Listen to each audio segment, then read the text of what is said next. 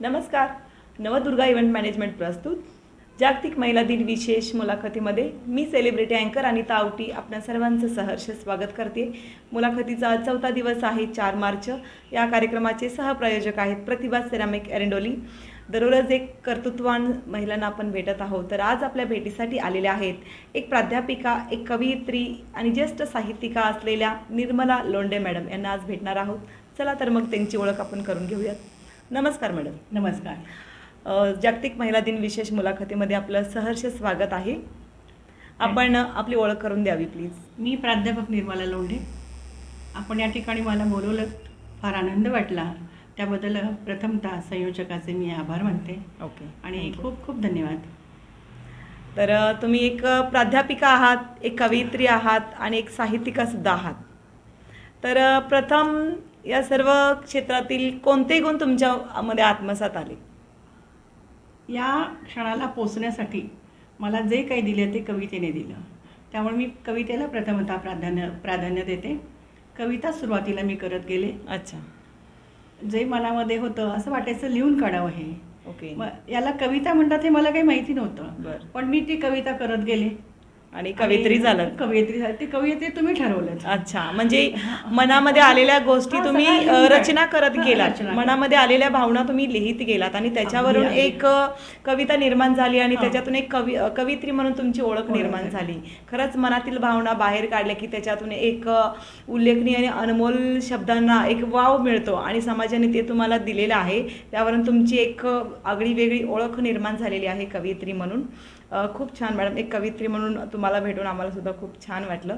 तर साहित्यिका म्हणून तुम्ही कोणकोणत्या भूमिका पार पाडलात? साहित्यिका म्हणून मला जेव्हा असं कळलं की मी साहित्यिका आहे, कविता संमेलनामध्ये मी प्रत्येक ठिकाणी हजेरी लावायची. माझ्या त्या ठिकाणी कविता सादर करायच्या. जवळजवळ 35 वर्ष मी कविता वाचन करते. अच्छा. आणि त्यामुळे मग ज्या ठिकाणी कार्यक्रम असेल त्या ठिकाणी माझं नाव असतं कवी संमेलनामध्ये. ओके. औदुंबरचं असेल, अखिल भारतीय साहित्य संमेलनामध्ये पण बऱ्याच वेळा मी कविता सादर केलेल्या आहे. आर पाटलांच्या हस्ते सुद्धा मला बक्षीस मिळालेलं आहे, शाबासकी मिळालेली आहे. ओके. कारण मी आर पाटलांच्या गावचीच आहे, ते माझा आजोळ आहे. अच्छा. आणि खूप म्हणजे एक आयाम मला कवितेने दिलं, एक माझी स्वतःची वेगळी ओळख. ओके. एक राखेतल्या पक्षाला फिनिक्स होण्याचं सामर्थ्य कवितेने मला दिलेलं आहे. हां. Okay okay okay. तर मग आजपर्यंतच्या तुम्ही या कवितेतील प्रवासामधील तुमची आवडती एखादी कविता आम्हाला ऐकवाल का? आम्हाला ऐकायला नक्की नक्कीच आवडेल मॅडम मला. कारण मी ज्या वेळेस कविता लिहिल्या, पण त्या सगळ्या कवितांमध्ये अस्तित्व नावाची जी कविता आहे त्या कवितेने मला खूप मोठं मान सन्मान दिला. अच्छा. आणि त्या कवितेच्या नावावरूनच मी माझ्या कविता संग्रहाचं नाव अस्तित्व असं ठेवलेलं आहे. ओके. खरं बघितलं तर या अस्तित्व नावाची कविता आंबेडकर जयंतीच्या निमित्ताने मी एका ठिकाणी वाचली होती आणि त्याला पहिला नंबर मला मिळाला होता. अरे वा. आणि मग मला असं कळलं की अरे आपल्याला सुद्धा खूप काही येतं, आपल्या ज्या मनातल्या भावना आहेत. आणि खरं बघितलं तर समाजामध्ये जे काही चाललेलं आहे ते जे चाललेलं ते माझ्या मनावरती आदळत असतं. अच्छा. आणि ते मला असं छिन्न विच्छिन्न करत काहीतरी लिहायला पाहिजे. बरोबर. अस्वस्थ मनामध्ये जेव्हा मला काही सुचत नाही तेव्हा कविता मला साथ देते. अच्छा अच्छा. आणि मग जेव्हा मन तुमचं घालमेल होतं किंवा मनाला काही सुचत नाही त्यावेळेला कविता तुमची सोबत देते, तुम्हाला आधार देते. त्यावरून तुम्ही ज्या मनातील भावना रचत जाता त्याला एक कवितेचं स्वरूप निर्माण होतं. अगदी अगदी. ओके. आणि मग त्या अस्तित्व कवितेने मला खूप खूप म्हणजे मान सन्मान दिला. आणि एक प्रतिष्ठा म्हणून म्हणजे अस्तित्व म्हणलं की निर्मला लोंढे हे समीकरणच झालं होतं. अच्छा. बऱ्याच ठिकाणी फरमाईश सुद्धा येते की मॅडम तुमची अस्तित्व कविता वाचा. मग तुमची एखादी कविता आम्हाला ऐकवा ना. ऐकायला खूप आवडेल. कवितेने मला एवढं सगळं दिलं, मी नक्कीच तुमच्या पुढे ती सादर करीन. मी अस्तित्व नावाची कविता सादर करते. ओके. आम्ही सुद्धा ऐकायला उत्सुक आहोत. हो, धन्यवाद मॅडम. अस्तित्व. अस्तित्वाच्या तुझ्या कक्षेत आजही तू उभी आहेस. अस्तित्वाच्या तुझ्या कक्षेत आजही तू उभी आहेस. कधी जोडून कधी मोडून, कधी जोडून कधी मोडून कुंतीपासून फुलंदेवीपर्यंत, कधी जोडून कधी मोडून कुंतीपासून फुलंदेवीपर्यंत जोडत राहिलीस आपल्याच काळजाचे तुकडे, जोडत राहिलीस आपल्याच काळजाचे तुकडे. तर कधी स्वयंसिद्ध होऊन तोडलेस अत्याचाराचे कडे, तर कधी स्वयंसिद्ध होऊन तोडलेस अत्याचाराचे कडे. पण पुरुषी अहंकाराला रुचले नाही तुझे कालीचे रूप, पण पुरुषी अहंकाराला रुचले नाही तुझे कालीचे रूप. त्यांना हवी होती, त्यांना हवी होती वेदनेच्या काचेवर, त्यांना हवी होती वेदनेच्या काचेवर रक्तबंबाळ पायाने चालणारी, दुःखाचे वरदान मागणारी कोणती, दुःखाचे वरदान मागणारी कोणती, दुःखाचे वरदान मागणारी कोणती. अरे वा वा वा, किती छान, खूप सुंदर. कवितेतून अगदी स्त्रीच्या मनामनातील भावना तुम्ही व्यक्त केलात इथे. अगदी अंगावर शहारा येण्यासारखी ही तुमची रचना होते मॅडम. खूप सुंदर कविता. तर तुम्ही एक कवयित्री, साहित्यिकाबरोबरच प्राध्यापिकासुद्धा आहात. तर या प्राध्यापिकेचं प्रोफेशन तुमचं कधी आणि कशी सुरुवात झाली याची? खरं बघितलं तर मी प्राध्यापक व्हावं असं माझ्या वडिलांना वाटायचं. अच्छा. पण ते फार लवकर गेले, म्हणून त्यांचं ते स्वप्न तसंच राहिलं. ओके. लग्न झाल्यानंतर मी म्हणले घरी बसून काय करायचं, म्हणून मी केटरिंगचा कोर्स केला, शिवणाचा डिप्लोमा केला ओके. आणि पार्लर वगैरे केलं. तर हे जे आहे ते महिला महाविद्यालयामध्ये व्हायचं, पुण्या सांगलीच्या SNDT कॉलेजमध्ये. ओके. मग प्राध्यापक रेळेकर जे होते ते खरंच इतके चांगले होते की त्यांनी गुणग्राहकता हा जो गुण म्हणतो तर त्यांनी तो हेरला आणि मला म्हणाले की तुम्ही दरवर्षी एक कोर्सला येता, शिकत का नाही. ओके. मी म्हटले मी जुनी 11वी झालेली आहे अच्छा. आणि मला कसं शक्य, कारण 4 मुलांची मी आई आहे ओके. आणि कसं शिकायचं. पण एक आतमध्ये एक उर्मी होती की आपल्याला काहीतरी आय कॅन डू, मी काहीतरी करायला पाहिजे. आणि ही जी उर्मी आहे ती मला गप्प बसू देत, पण सरांनी असं ओळखलं असं तिला काही शिकायचंय. मग आता जूनच महिना आहे, तुम्ही फॉर्म भरा. आणि त्यांनी मला खरं प्रोत्साहित केलं. त्यांनी फार मोठी प्रेरणा माझ्यामध्ये जागवली. बरोबर. आणि मी खरं बघितलं तर सरांचे खूप खूप मनापासून आभार मानेन. आणि त्यांनी मला शिकण्याची एक नवीन संधी दिली. बरोबर. आणि मग मी तो फॉर्म भरला आणि त्यासाठी एंट्रन्स परीक्षा द्यावी लागायची. कारण मी 1970 साली मी जुनी 11वी झालेली आहे आणि त्यामुळे नवीन अभ्यासक्रमानुसार मला 12वीची एंट्रन्स परीक्षा द्यावी लागली. आणि पुस्तकं आली, पण मी एकदा सुद्धा त्या पुस्तकांकडे पाहिले नाही. आणि जेव्हा मी पुस्तक उघडले तर आश्चर्याचा धक्का की मी आतापर्यंत जेवढं काही वाचले होतं त्या वाचल्यापैकी निम्म तरी त्याच्यामध्ये होतं. म्हणजे माझं वाचन जे होतं, जे मी नोकरी करत असताना जे स्टेशनवर रेल्वेच्या डब्यामध्ये वाचत होते ते सगळं पुस्तकामध्ये माझ्यासमोर आलं होतं. हा एक आश्चर्याचा धक्का मला बसला. मी परीक्षा दिली आणि ज्यावेळेस रिझल्ट माझ्या हातात आला तर मला त्याच्यामध्ये फर्स्ट क्लास मिळाला होता. अरे वा. सर म्हणाले बघा मी म्हणत होतं की नाही, ज्ञान कुठेही जात नाही. बरोबर. आणि ज्ञान हा एका सुप्त बीजासारखा असतो. बरोबर. त्याला अनुकूल परिस्थिती जर प्राप्त झाली तर खरोखर त्याला अंकुर येतो आणि त्याचं वेल होते, वृक्ष होतं. सरांनी माझ्यामध्ये ती प्रेरणा जागवली आणि मग मात्र मी मागे पाहिलं नाही. 1992 पर्यंत मी MA BEd होऊन बाहेर पडले आणि मग तुम्ही प्राध्यापिकेच्या जॉबला तुमची सुरुवात झाली तर मग अशा रीतीने. ओके. तर मग एवढ्या सगळ्या जर्नीतून तुम्ही आता स्वतःचे छंदसुद्धा जपता, जॉबसुद्धा केलात, आता रिटायरमेंट पण झाली. या सगळ्यामध्ये मग तुम्ही काय काय स्ट्रगल केलात? स्ट्रगल म्हणजे खरं वडील नसताना तो जो कालखंड होता तो माझ्यासाठी खूप संघर्षाचा होता. पण मी संघर्षाला कधी रडले नाही. अच्छा. आणि न रडता मी काम करत गेले. मी पुण्याच्या JD क्लास प्रायव्हेट इंडस्ट्रीमध्ये नोकरी करत होते. ओके. आणि खूप छान नोकरी, का पुरुषासारखं नोकरी करायची, संध्याकाळी यायचं, दमून यायचं, खायचं, झोपायचं, पुन्हा एक रुटीन होतं. त्या रुटीनमध्ये बदल काही होणार नव्हता, कारण भविष्य माझं अंधारात होतं. माझ्या मागे 7 भावंडं होती आणि 60 भावंड आणि आई असा संसार घेऊन मला जायचं होतं. त्यामुळे वैयक्तिक सुखाकडे बघण्याचं मला लक्ष देता आलं नाही आणि आहे पण नाही, कारण मी फार लवकर प्रौढ झाले. बरोबर. कारण वडिलांचा आधार हरवल्यामुळे, मोठ्या असल्यामुळे जबाबदारी तुमच्यावरती आली आणि त्यामुळे तुमचं बालपण हरवलं आणि जबाबदारीचं ओझं तुमच्यावरती बालपण कधी माहीतच नाहीये. अगदीच. अजिबात. लहान वयात वडील गेल्यामुळे तुम्ही मोठा असल्यामुळे सगळी जबाबदारी तुमच्यावरती मॅट्रिक झाले मॅडम आणि त्याच वर्षी मी नोकरीला लागले. म्हणजे तेव्हापासून जी पायावर उभी आहे त्या सगळ्यात मी पायावर उभी आहे. मी कधी थांबले नाही, रडले नाही.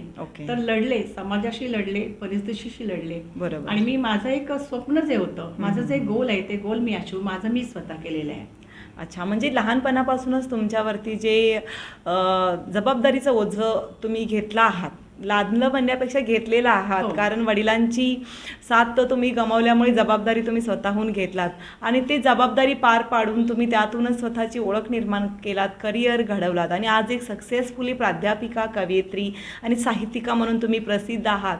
समाज तुम्हाला ओळखत आहे. खरंच तुमच्या या कार्याला माझा सॅल्यूट आहे. कारण एवढं सगळं स्ट्रगल करून सुद्धा त्या कुठेही थकल्या नाहीत, दमल्या नाहीत, खचून गेल्या नाहीत. तर त्यांनी एक स्वतःची ओळख निर्माण केली आणि जिद्दीनं ते लढल्या, म्हणून आज त्या यशस्वी ठरल्या. प्रत्येक स्त्रीने यांच्याप्रमाणेच न हारता, न डगमगता, न खचता जिद्दीनं जर यशाच्या पाठीमागे लागलं तर यश आपल्या पाठीमागे एक दिवशी नक्की लागतं. त्यामुळे सर्वजण प्रयत्न करायला काही हरकत नाही. चला तर मग आजपर्यंतच्या तुम्ही एवढं छान सगळं कार्य केलात, तर तुमचा मान सन्मान असेल, तुमचे अचिव्हमेंट असेल, काय आहे? मला बऱ्याच ठिकाणी मान सन्मान मिळालेला आहे.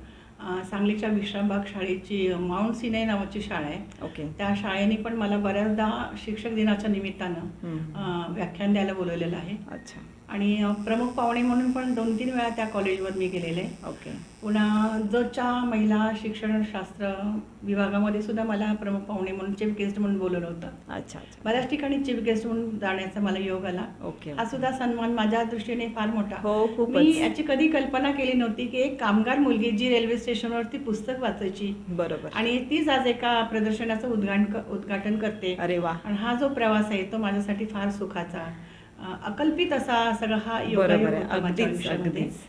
एक 7 भावंडांचं ओझं खांद्यावरती वाहून येणारी मुलगी आज एका मोठ्या कोणत्या तरी कार्यक्रमाच्या उद्घाटनाला जाते, तिच्या हस्ते ते कार्यक्रमाचं उद्घाटन होतीये, हे ऐकायला आम्हाला अंगावरती काटे येत आहेत. तर त्यांनी तो प्रवास अनुभवलेला आहे, तर त्यांना त्याचं खरंच अनुभव असणार आहे आणि त्याची जाणीव त्यांना नक्कीच आहे. त्यामुळे ते एवढे सगळे अनुभवातून त्या मोठ्या झालेल्या आहेत.